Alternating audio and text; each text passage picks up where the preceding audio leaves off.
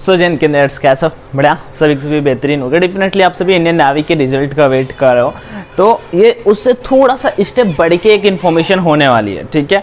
तो हम यहाँ पे क्या डिस्कस करेंगे कि आपका फेज सेकंड एग्जाम के लिए कितना टाइम मिलेगा, दूसरी बात लगभग कितने कैंडिडेट शॉर्टलिस्ट होंगे एक प्रीवियस डेटा के बेसिस पे, ठीक है, और वैकेंसी भी हम डिस्कस करेंगे डेफिनेटली। मैं आपको तो बस स्टार्ट करते हैं यार। वीडियो स्टार्ट करने से पहले बस एक ही चीज़ बोलूँगा, अगर कोई भी नया कैंडिडेट चैनल पे आया तो भाई मेरे चैनल को सब्सक्राइब कर लेना, बिकॉज कुछ ऐसा नहीं है कि मैं आपको कोई पेड चीज़ें रिकमेंड कर रहा हूँ या मेरा कोर्स खरीद लो या फिर ऐसा कुछ भी, तो डेफिनेटली सब्सक्राइब करने में आपका कुछ नहीं जाता है। चलिए, तो हम क्या बताने वाले थे। हाँ, पहले तो मैं आपको थोड़ा सा प्रीवियस डेटा बता देता हूँ और क्यों ये चीज़ें होती हैं। फिर इस बार आके पहला नंबर तो रिजल्ट का लेके अगर किसी को डाउट है ना, तो अगले 4 से 5 मतलब मेरे अकॉर्डिंग मतलब लग रहा था कि 6-7 अगस्त तक आ जाएगा, लेकिन वो इंडियन नेवी का था, लास्ट टाइम 40 डेज उन्होंने लिया, वही सेम प्रोसेस इस बार भी होगा, ठीक है। तो लगभग 15 अगस्त तक का एक्सपेक्टेड डेट है। नेवी से कॉल पे भी बहुत सारे कैंडिडेट ने बात किया, आप ही में से बहुत सारे कैंडिडेट ने बात किया, तो उधर से भी बोला गया है कि सर 15 अगस्त तक आपको रिजल्ट देखने को मिल जाएगा, ठीक। फर्स्ट रिजल्ट वाला डाउट क्लियर। सेकेंड नंबर ये आ जाता है कितने कैंडिडेट शॉर्टलिस्ट किए जाएंगे। थर्ड नंबर आ जाता है फिर सेकंड एग्जाम के लिए कितना टाइम मिलेगा। तो मैं पहले यहाँ पे थर्ड नंबर क्लियर कर देता हूँ, ठीक है।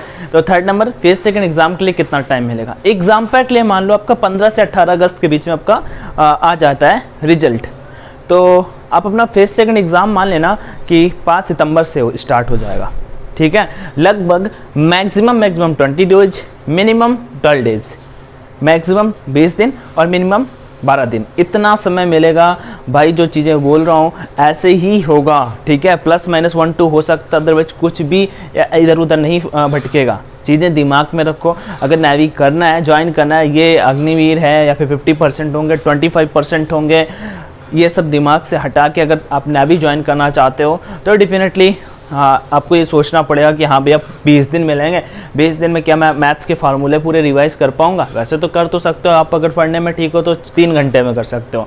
क्या मैं जीके वाला सेक्शन अच्छे से कवर कर पाऊंगा, ये सारी की सारी चीज़ें, ठीक है।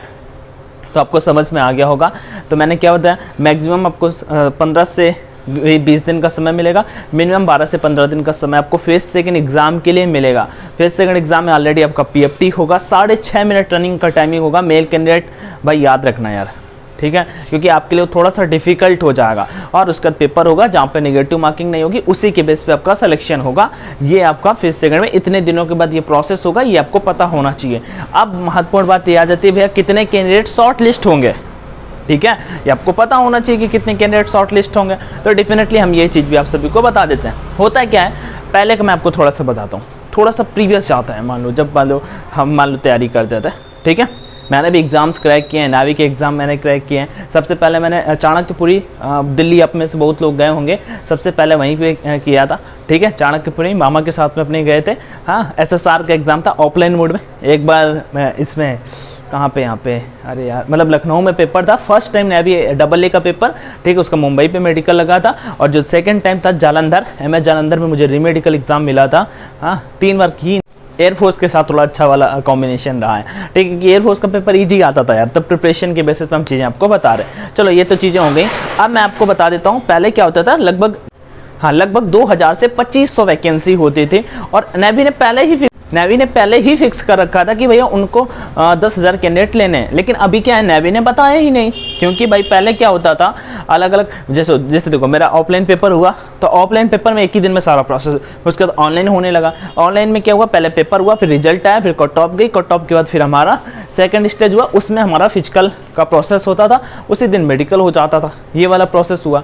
अभी क्या है, आप जब फेज सेकंड एग्जाम देने जाओगे ना, ठीक है, तो उसी दिन आपका फिजिकल होगा। अगर फिजिकल क्लियर कर लोगे तो सबका मेडिकल होगा, ठीक है। फिर हम मेरिट से ही बाहर हो गए, ठीक है, मेरिट से ही बाहर हो गए, जो सेकंड पेपर के बेस पे बनेगी, ठीक है।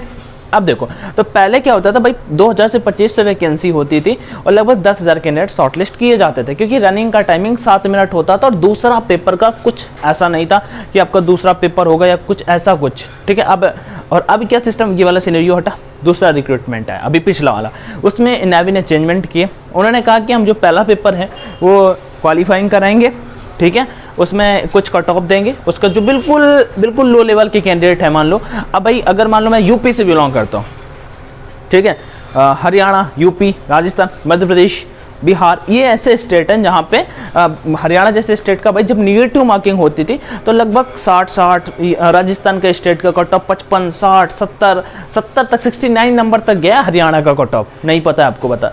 जबकि पिछली बार यूपी ने आई थिंक टॉप किया या राजस्थान ने टॉप किया 34, 35 नंबर के साथ में। कुछ स्टेट लगभग आधे स्टेट का कट ऑफ 10 नंबर था, तमिलनाडु जैसे स्टेट का तो 35-40 नंबर ज़्यादा था, ठीक है।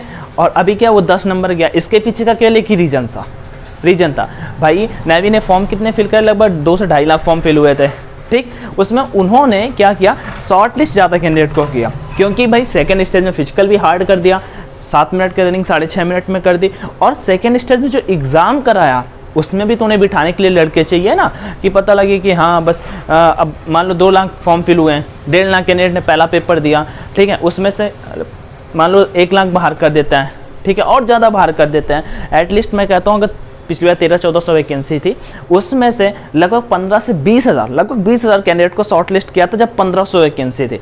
इस बार वैकेंसी कितनी है? वैसे तो नोटिफिकेशन पे बात करें भाई मेरे तो 1300 से 1400 लिखी है, but as you all up know कि कॉनिक नेवी की तरफ से नोटिस जारी किया गया था जिसमें उन्होंने इनटेक फर्स्ट और इनटेक सेकंड, मतलब 2023 का इनटेक जो सेकंड होगा और 24 मतलब 2024 का इनटेक फर्स्ट होगा, दोनों को मर्ज करने का प्लान है, और उसमें दोनों की पोस्टें मिला के लगभग 4000 हो जाएंगी।